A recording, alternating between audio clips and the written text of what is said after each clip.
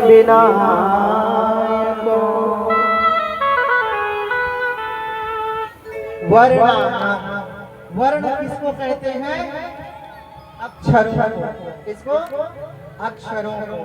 संसार में तो हजारों अक्षर है, अक्षरों की कमी नहीं है, लेकिन इस मानसरोवर के श्लोकों में जिन वर्णों की महिमा है वे साक्षात ब्रह्म के दो अक्षर है।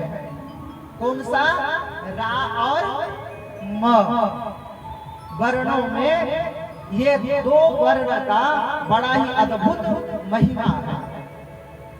जब तक मुख से इन दिव्य वर्णों का श्रृंगार नहीं होगा तब तक हमारी वाणी अपवित्र ही रहेगी। इसलिए बंधुओं,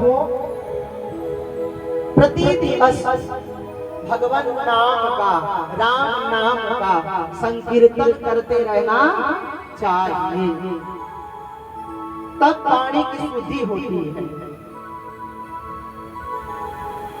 और दूसरा क्या आता है? वर्णानाम अर्थ संघानाम, अर्थों का अमृत। संसार के लोग अर्थ किसको समझते हैं? धन दौलत को। सब के सब इसी के पीछे भागते रहते हैं, दौड़ते रहते हैं।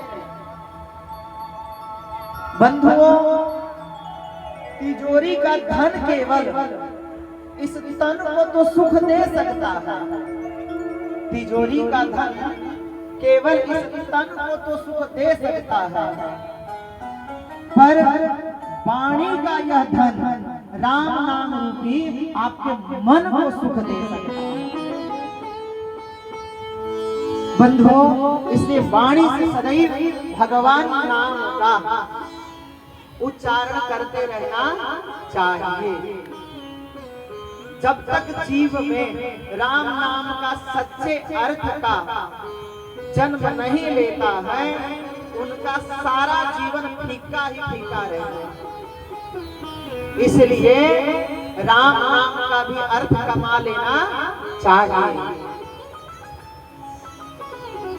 इसके बाद में आता है रसा नाम।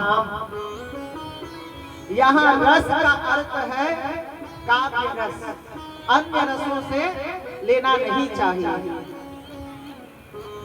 साहित्य में मूल रूप से 9 रस माने गए हैं, जिन्हें नव रस कहा जाता है। बाद के आचार्यों ने 2 और रस जोड़ दिए, तो संख्या कितना पहुंच गया? 11। जो आज हम लोग देखते हैं साहित्यकारों सब कुछ न कुछ नया सृजन करते रहते हैं। तो यह कहने का मेरा उद्देश्य है, इस रामचरितमानस में जो व्यक्ति जैसा रस देखना चाहे उसको वैसा रस इस पोथी से प्राप्त हो जाता है। पहला रस है श्रृंगार रस, रति प्रेम, जैसे नायक नायिका का प्रेम, सौंदर्य और आकर्षण। इसे रसों का राजा, रसराज भी कहा जाता है। और दूसरा रस है इस पोथी में हास्य रस, समझते ही है।